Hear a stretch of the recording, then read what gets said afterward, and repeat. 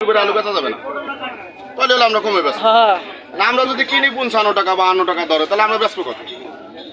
ঠিকই। এই জন্য আলু আগে আরোতে কমাতে হবে। আচ্ছা, আপনার মরিচ কত আছে? মরিচ 40 টাকা পোয়া।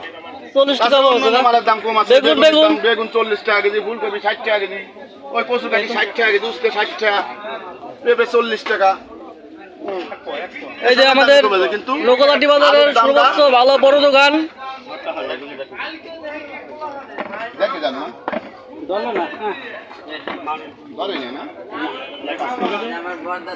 দাউদ ভাই, পটল কিরকম চলতেছে ভাই?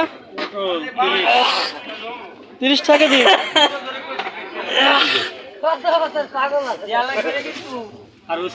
উস্তে 35 টাকা উস্তে না? কারণ 45 টাকা।